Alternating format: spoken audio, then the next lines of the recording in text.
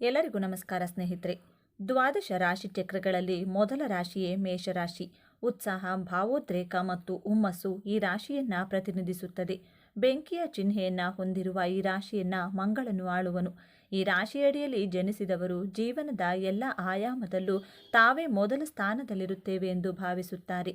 ಎಂತಹ ಸಂಗತಿಗಳಲ್ಲಾದರೂ ತಮ್ಮದೊಂದು ಸ್ಥಾನವನ್ನ ಮಾಡಿಕೊಳ್ಳಲು ಸಾಕಷ್ಟು ಉತ್ಸಾಹವನ್ನ ತೋರುವರು. ಮೇಷರಾಶಿಯವರೇ, ನೀವು ಸಾಧಾರಣದವರಲ್ಲ. ನೀವು ಅಗ್ನಿತತ್ವದವರು. ಬೆಂಕಿಯ ಕಿಡಿಯಂತೆ ಎಲ್ಲವನ್ನ ಜಯಿಸುವ ತಾಕತ್ತು ನಿಮ್ಮಲ್ಲಿದೆ.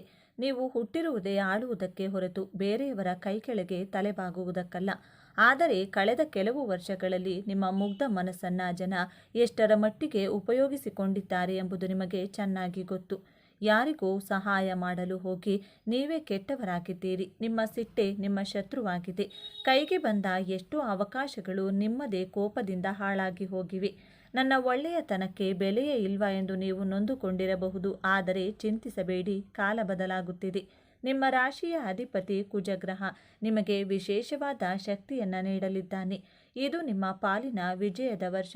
ಇಷ್ಟು ದಿನ ನಿಮ್ಮನ್ನ ತುಳಿದವರೇ ಮುಂದೆ ಬಂದು ನಿಮಗೆ ನಮಸ್ಕಾರ ಮಾಡುವ ಕಾಲವಿದು. ನಿಮ್ಮ ಕಳೆದು ಹೋದ ಗೌರವ, ಅಂತಸ್ತು ಮತ್ತು ಹಣಕಾಸಿನ ಸ್ಥಿತಿ ಈ ವರ್ಷದಲ್ಲಿ ದ್ವಿಗುಣವಾಗಲಿದೆ. ಆದರೆ ಕುಜಗ್ರಹನ ಅನುಗ್ರಹ ಪಡೆಯಲು ಮತ್ತು ನೀವು ಅಂದುಕೊಂಡಿದ್ದನ್ನ ಸಾಧಿಸಲು ನೀವು ನಿಮ್ಮ ಜೀವನ ಶೈಲಿಯಲ್ಲಿ ಕೆಲವೊಂದು ಬದಲಾವಣೆ ಮಾಡಿಕೊಳ್ಳಲೇಬೇಕು. ಈ ವಿಡಿಯೋದಲ್ಲಿ ನಾನು ಹೇಳುವ 5 ರಹಸ್ಯಗಳು ಮೇಷರಾಶಿಯವರ ಪಾಲಿಗೆ ಸಂಜೀವಿನಿಯಂತೆ ಕೆಲಸ ಮಾಡುತ್ತವೆ. ಇವುಗಳನ್ನು ಪಾಲಿಸಿದರೆ ಮುಟ್ಟಿದ್ದೆಲ್ಲ ಚಿನ್ನವಾಗುವುದರಲ್ಲಿ ಸಂಶಯವಿಲ್ಲ. ವಿಷಯಕ್ಕೆ ಹೋಗುವ ಮುನ್ನ ಒಂದು ಸಣ್ಣ ವಿನಂತಿ. ಈ ರಹಸ್ಯಗಳು ನಿಮ್ಮ ಜೀವನ ಬದಲಿಸಲಿವೆ. ಅದಕ್ಕೆ ಗುರುದಕ್ಷಿಣೆಯಾಗಿ ಈ ಚಾನಲ್ಗೆ ಸಬ್ಸ್ಕ್ರೈಬ್ ಆಗಿ. ಮೇಷರಾಶಿಯ ಆರಾಧ್ಯ ದೈವ ಹನುಮಂತನ ಕೃಪೆ ನಿಮ್ಮ ಮೇಲಿರಲಿ. ಕಮೆಂಟ್ ಬಾಕ್ಸ್ನಲ್ಲಿ ತಪ್ಪದೆ ಜೈ ಆಂಜನೇಯ ಅಥವಾ ಜೈ ಶ್ರೀರಾಮ್ ಎಂದು ಬರೆಯಿರಿ. ಮೇಷರಾಶಿಯವರ ಸ್ವಭಾವ. ಈ ರಾಶಿಯ ವ್ಯಕ್ತಿಗಳು ಸಾಮಾನ್ಯವಾಗಿ ಒಂಟಿಯಾಗಿಯೇ ಇರುತ್ತಾರೆ. ಸದಾ ಹಸನ್ಮುಖಿಯಾಗಿರುವ ಇವರು ಮಿತವಾಗಿ ಮಾತನಾಡುವರು. ಮಾತನಾಡುವಾಗ ಅತ್ಯಂತ ಬುದ್ಧಿವಂತಿಕೆ ಹಾಗೂ ಚುರುಕು ಗುಣವನ್ನು ತೋರುವರು. ಇವರು ಜೀವನದಲ್ಲಿ ಪ್ರಯಾಣವನ್ನ ಹೆಚ್ಚು ಬಯಸುವರು. ಹಾಗಾಗಿ ಆಗಾಗ ತಮ್ಮ ಸ್ಥಳಗಳನ್ನು ಬದಲಾಯಿಸುತ್ತಲೇ ಇರುತ್ತಾರೆ. ಇವರ ವ್ಯವಹಾರಗಳು ಪ್ರವಾಸದ ವೈಶಿಷ್ಟ್ಯಗಳನ್ನು ಹೊಂದಿರುತ್ತವೆ. ಅವರು ಸೀಮಿತ ಬುದ್ಧಿವಂತಿಕೆಯನ್ನ ಹೊಂದಿರುವ ವ್ಯಕ್ತಿಗಳು ಹೌದು. ಇವರು ತಾವು ಕೆಲಸ ಮಾಡುವ ಪರಿಸರದಲ್ಲಿ ಇತರರ ನಿರ್ದೇಶನ ಮತ್ತು ಮಾರ್ಗದರ್ಶನವನ್ನು ಹೊಂದಲು ಬಯಸುವರು. ಮೇಷರಾಶಿಯವರ ಸಾಮರ್ಥ್ಯ. ಈ ರಾಶಿಯವರು ಸಾಹಸ ಕೆಲಸಗಳಲ್ಲಿ ಹೆಚ್ಚಿನ ಆಸಕ್ತಿಯನ್ನು ಹೊಂದಿರುತ್ತಾರೆ. ಇವರಲ್ಲಿ ಇರುವ ಧೈರ್ಯವು ಹೊಸ ಮತ್ತು ಉತ್ತೇಜಕ ಕೆಲಸಗಳಲ್ಲಿ ತೊಡಗಿಕೊಳ್ಳುವಂತೆ ಪ್ರೇರೇಪಿಸುವುದು. ಇವರು ಯಾವುದಾದರೂ ಗುರಿ ಅಥವಾ ಕೆಲಸವನ್ನ ಕೈಗೊಂಡ್ರೆ ಅದಕ್ಕೆ ತಡೆ ಉಂಟಾಯಿತು ಎಂದು ಹಿಂಜರಿಯುವುದಿಲ್ಲ. ಬಂದ 2 ತೊಡರುಗಳನ್ನು ಮುಕ್ತವಾಗಿ ಎದುರಿಸುತ್ತಾರೆ.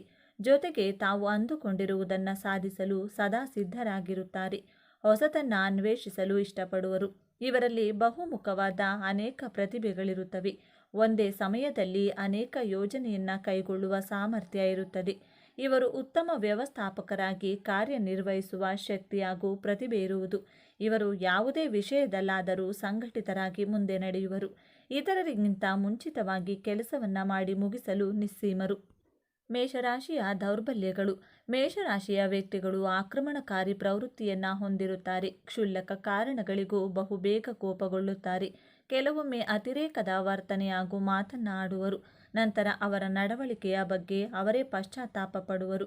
ತಮ್ಮ ಸಂಬಂಧಗಳನ್ನು ಕಾಪಾಡಿಕೊಳ್ಳಲು ಯಾವುದೇ ಹೆದರಿಕೆ ಹಾಗೂ ಹಿಂಜರಿಕೆಯನ್ನ ತೋರುವುದಿಲ್ಲ. ಅಹಿತವನ್ನ ಉಂಟು ಮಾಡಿದ ವ್ಯಕ್ತಿಗಳನ್ನ ಮುಖಾಮುಖಿಯಾಗಿ ಎದುರಿಸಲು ಸಾಧ್ಯವಾಗದು. ತಾಳ್ಮೆಯ ಕೊರತೆ. ಮೇಷರಾಶಿಯವರು ತಮ್ಮ ಭಾವನೆಗಳನ್ನು ನಿಯಂತ್ರಿಸಲು ಕಷ್ಟಪಡುತ್ತಾರೆ. ಅದು ಅವರಿಂದ ಸಾಧ್ಯವಾಗದ ಸಂಗತಿಯಾಗಿರುತ್ತದೆ. ಬಹುಬೇಗ ನಿರಾಶೆಗೆ ಒಳಗಾಗುವರು. ತಮ್ಮ ಸುತ್ತಲಿನ ವ್ಯಕ್ತಿ ಹಾಗೂ ಪರಿಸರದಿಂದ ಶೀಘ್ರವಾಗಿ ಪ್ರಭಾವಿತರಾಗುತ್ತಾರೆ. ಇವರ ಪ್ರಕಾರ ಯಾವುದು ಉಪಯುಕ್ತವಲ್ಲ ಎಂದು ಭಾವಿಸುವರು ಅಂತಹ ವಿಷಯವನ್ನ ಅಥವಾ ಕೆಲಸವನ್ನ ಮಧ್ಯದಲ್ಲೇ ಕೈಬಿಡುತ್ತಾರೆ.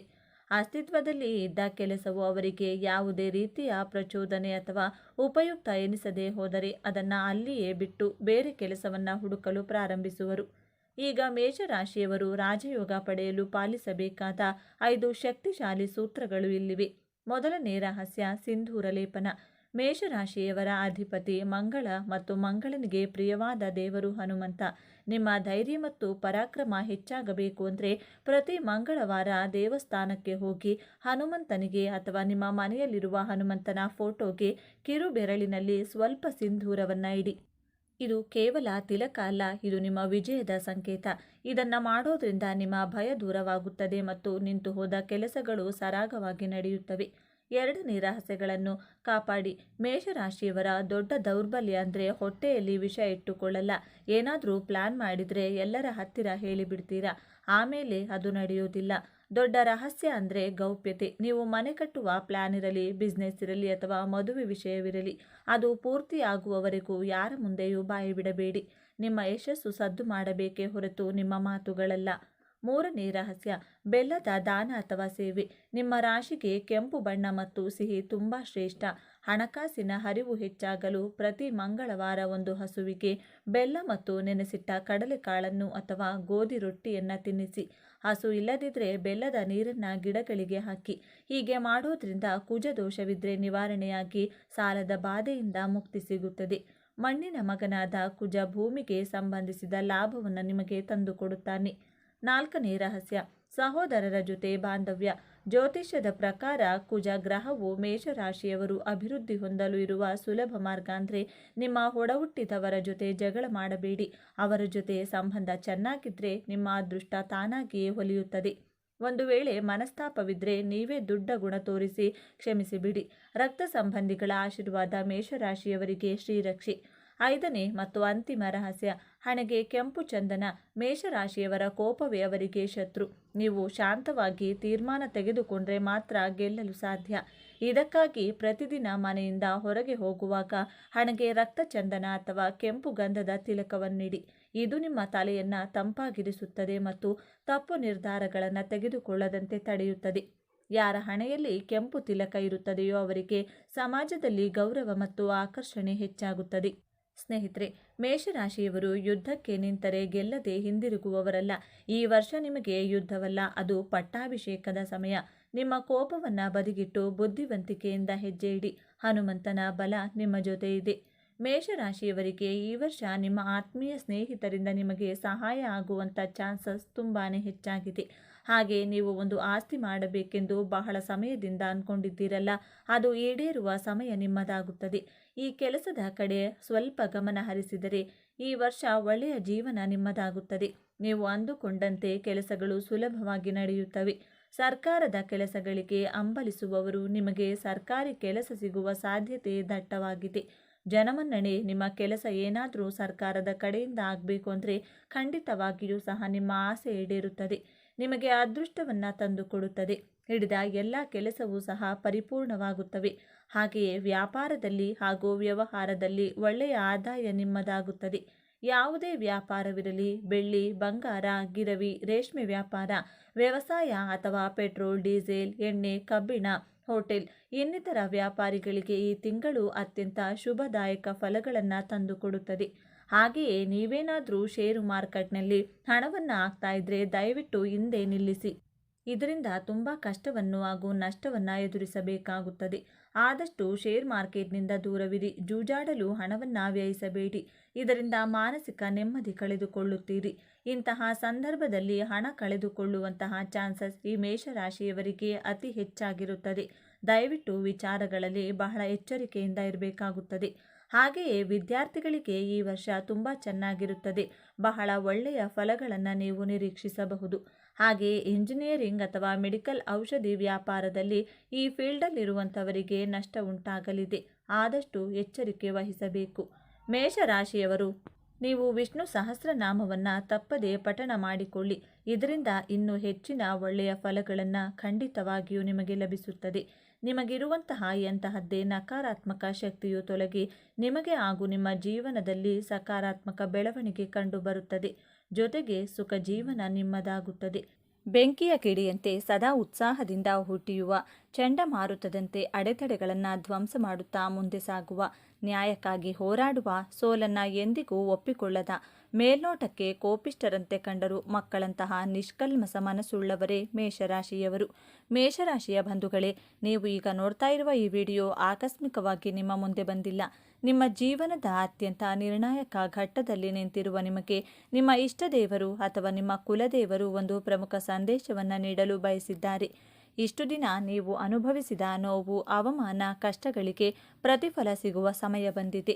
ನಿಮ್ಮ ಜೀವನದ ದಿಕ್ಕು ಯಶಸ್ಸಿನ ಉತ್ತುಂಗಕ್ಕೇರುತ್ತದೆ ಅಥವಾ ಮತ್ತೆ ಪಾತಾಳಕ್ಕೆ ಕುಸಿಯುತ್ತದೆ. ಈಗ ನಿಮ್ಮ ಭವಿಷ್ಯವನ್ನು ನಿರ್ಧರಿಸಲಿದೆ. ಈ ಸಮಯದಲ್ಲಿ ನಿಮಗೆ ಎದುರಾಗಲಿರುವ ದೊಡ್ಡ ಕಠಿಣ ಸವಾಲು ಯಾವುದು, ಅದರಿಂದ ನೀವು ಪಾರಾಗುವುದು ಹೇಗೆ ತಿಳಿಯಲು ಈ ವಿಡಿಯೋವನ್ನು ಸಂಪೂರ್ಣವಾಗಿ ನೋಡಿ. ಏಕೆಂದರೆ ಇದು ನಿಮಗಾಗಿ ಬಂದಿರುವ ದೈವಿಕ ಸಂದೇಶ. ಹಾಗೆ ಓಂ ನಮಃ ಶಿವಾಯ ಎಂದು ಕಮೆಂಟ್ ಮಾಡಿ. ಹಾಗೆ ವಿಡಿಯೋಗೆ ತಪ್ಪದೇ ಲೈಕ್ ಮಾಡಿ. ಮೊದಲಿಗೆ ಇಷ್ಟು ದಿನ ನೀವು ಕಷ್ಟಪಟ್ಟಿದ್ದು ಯಾಕೆ ಎಂದು ತಿಳಿಯೋಣ. ಕಳೆದ ಕೆಲವು ವರ್ಷಗಳಿಂದ, ವಿಶೇಷವಾಗಿ ಈ 2 ವರ್ಷದಲ್ಲಿ ನೀವು ಅನುಭವಿಸಿದ ಯಾತನೆ ಅಷ್ಟಿಷ್ಟಲ್ಲ. ಹೇಳಿಕೊಳ್ಳಲಾಗದ ನೋವು, ಕಾರಣವೇ ಇಲ್ಲದ ಅಪವಾದಗಳು, ಕೈಗೆ ಬಂದ ತುತ್ತು ಬಾಯಿಗೆ ಬಾರದ ಸ್ಥಿತಿ.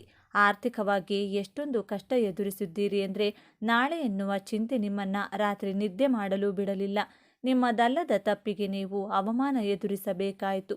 ನೀವು ಪ್ರಾಣಕ್ಕಿಂತ ಹೆಚ್ಚಾಗಿ ನಂಬಿದವರೇ ನಿಮಗೆ ಬೆನ್ನಿಗೆ ಚೂರಿ ಹಾಕಿದರು. ಇದಕ್ಕೆಲ್ಲ ಕಾರಣ ಏನು?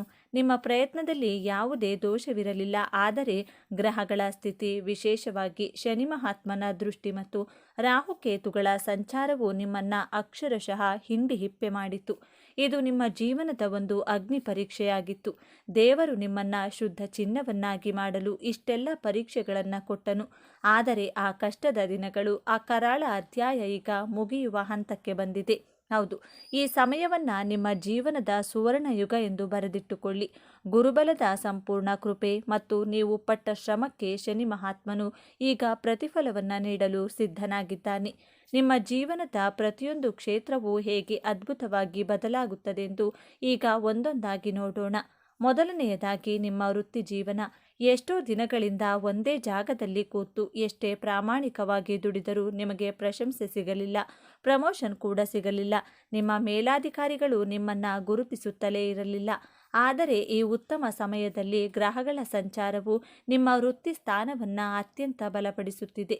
ಯಾರು ನಿಮ್ಮನ್ನು ತುಳಿಯಲು ಪ್ರಯತ್ನಿಸಿದರೂ ಅವರೇ ನಿಮ್ಮ ಸಹಾಯವನ್ನು ಕೇಳಿ ಬರುವ ಸಮಯವಿದು. ಅನಿರೀಕ್ಷಿತವಾಗಿ ಒಂದು ದೊಡ್ಡ ಜವಾಬ್ದಾರಿ ಅಥವಾ ನೀವು ವರ್ಷಗಳಿಂದ ಕಾಯುತ್ತಿದ್ದ ಕೆಲಸ ನಿಮ್ಮ ಕೈ ಸೇರಲಿದೆ.